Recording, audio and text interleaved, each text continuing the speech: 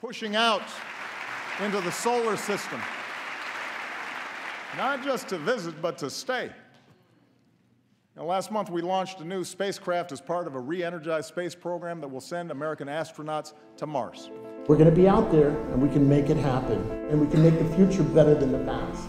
You have the possibility to do these things. And then we get to explore. We get to go out. We get to see things that nobody's ever seen.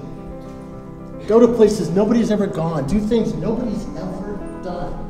And you have the possibility to be the first person ever to do that.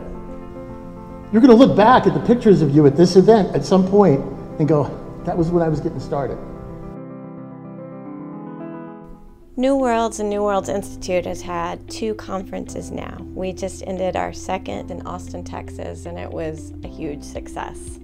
We started STEAM Space with our very first conference last October 2015. Cities in Space is definitely not a conference that's in a bubble.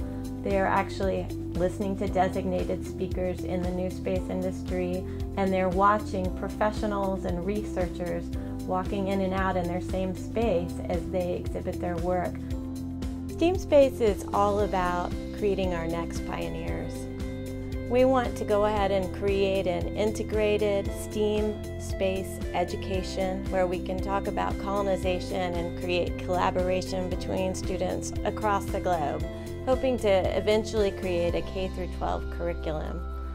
We want these kids to be able to come together and think about not just engineering and rocket science and how we're going to get to space, but what we're going to do when we settle off-world. We give them, choices for different CAD software they can use for modeling their video, such as Minecraft and different other CAD software.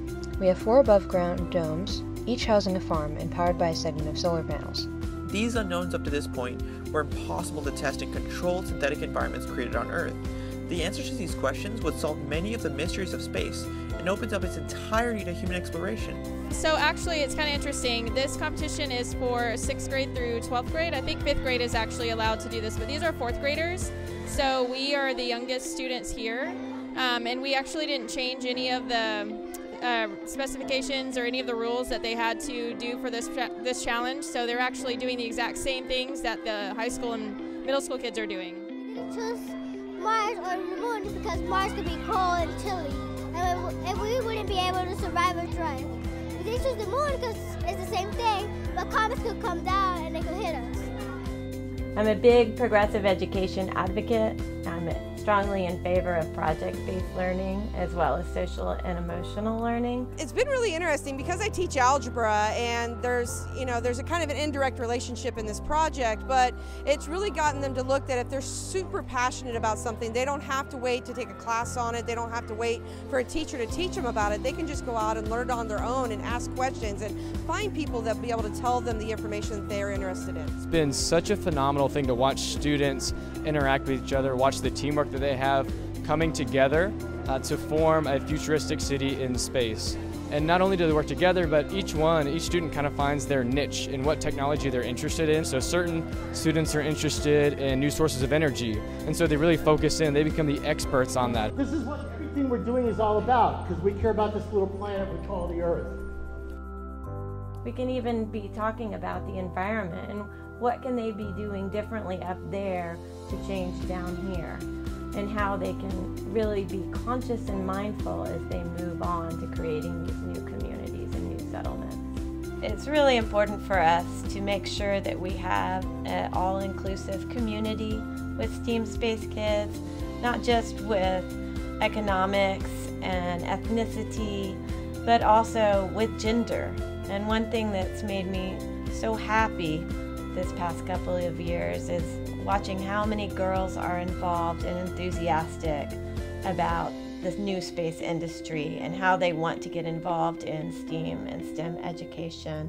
It's been really awesome to see students really step into leadership roles and as experts, and then are just happy and excited to share with the other students in our group and then other students in general about their projects. And there's this excitement at our school about it. People are excited and they want to share about it. It's such a great experience for our kids to see them have to share their ideas and to have people that are out there in the industry listening to them. It really makes them feel important. It really kind of validates their work and motivates them to want to learn more. And as a parent, you couldn't ask for more than that. We have teams that came from all over Texas. In fact, we had a team called Circle of Nations come all the way from North Dakota. And next year we hope to have some international teams. We'll be able to have a virtual environment for those teams to come in and compete and share what they came up with. I love it here. I'm super excited about space. I wish I was younger and I would hopefully be one of those people that would be going to Mars, but in lieu of that, I'm hoping I'm getting kids excited about it and that they're going to be the ones who are actually going to go and step foot on Mars and step foot on the moon, and who knows where else they could go. It's going to be exciting. Our students talk about it after this conference is over. They are excited about it, and after they get in, they're like, I can't wait till next year. So we'll definitely be back. As long as they still have it, I'd love to bring my 4th graders back every year. I know my son's already talking about next year, so it is a great experience and we're ready. But what I mostly learned is that if your heart is in something, and my heart actually is in the engineering field, then the fact that I can't be a full engineer doesn't mean that my life then stopped, that I could not be in this field that I love. And that's my message to you. Believe in yourself. And if the road to where you want to go has a bit of obstacles, take that in stride. If it's worth it, you'll get there. There are some dark things happening in the world, but we have more global communication, availability, more technology. The human body is able to have more solutions than it's ever had, and we are on trajectories for living in space.